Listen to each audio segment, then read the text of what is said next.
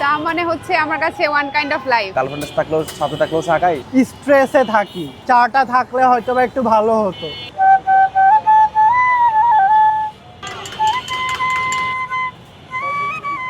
ঢাকা বিশ্ববিদ্যালয়ের টিএসসি, সকাল থেকে গভীর রাত এখানে মানুষের পদচারণা যেন কখনোই থামে না। আড্ডা, গান, রাজনীতি কিংবা ক্লাসের ফাঁকে একটু স্বস্তির খোঁজে শিক্ষার্থীরা এখানে আসেন। সকল ব্যস্ততার মাঝে তাদের নীরব সঙ্গী হয় ধোয়া ওঠা এক কাপ চা।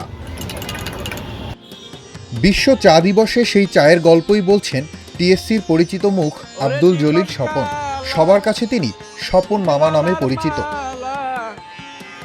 পাউডার দুধের চা স্বপন মামা দেশে।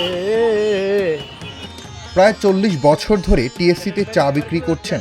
কালের পরিক্রমায় কত শিক্ষার্থী এসেছে, কত মুখ বদলেছে, কিন্তু স্বপন মামা রয়ে গেছেন একই জায়গায়। চা বিক্রি করি প্রায় 42 বছর, 84 থেকে মানে আজকে পর্যন্ত চা বেচতেছি। আমি এই যে আমার বাগনা এবং বাগনাদের চা খাওয়াইতে আমার কাছে খুব ভালো লাগে। এখানে স্বপন মামা নামে সবাই চিনে আমাকে। স্বপন মামা চা দেন, স্বপন মামা চা দেন, স্বপন মামা চা দেন, এইটা করতে, এটা বললে আমার কাছে খুব ভালো লাগে। এই চার দোকান দিয়ে আমার ছেলে মেয়ে লেখাপড়া করে এবং আমার সংসারও চলে। আমার এটা ছাড়া আর কিছুই নেই। চা বিক্রি করেই সংসার চলে স্বপন মামার। তবে এটি তার কাছে শুধু জীবিকা নয়, বরং হাজারো শিক্ষার্থীর সাথে গড়ে ওঠা এক গভীর সম্পর্কের মাধ্যম। সবাইকে বিশ্ব চা দিবসের শুভেচ্ছা।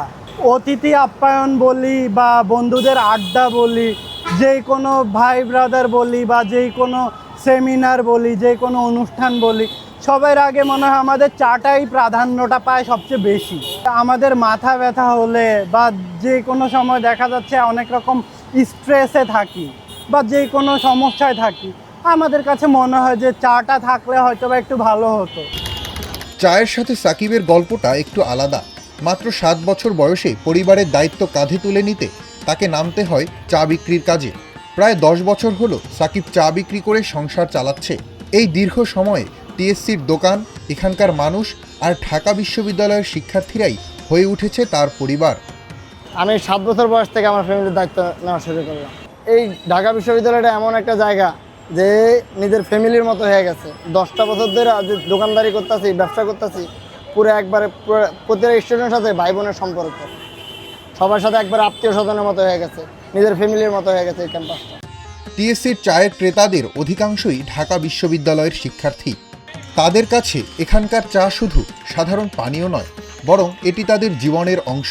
ক্লাস শেষে বন্ধুদের সাথে আড্ডা, একাকী মন খারাপের বিকেল, সব কিছুর সাথেই জড়িয়ে আছে পরিচিত এই চায়ের কাপ। চা মানে হচ্ছে আমার কাছে ওয়ান কাইন্ড অফ লাইফ। মানুষ যেমন পানি ছাড়া চলতে পারে না, আমি চা ছাড়া চলতে পারি না।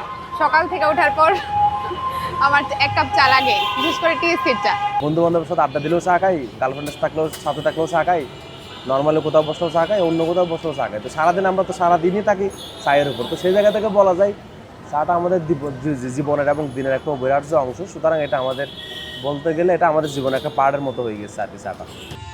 সময়ের পরিক্রমায় টিএসসির গল্পগুলো বদলে যায়।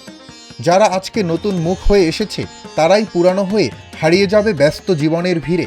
কিন্তু এক কাপ চা হাতে এখানে অনেকেই খুঁজতে আসেন সোনালী অতীতের দিন।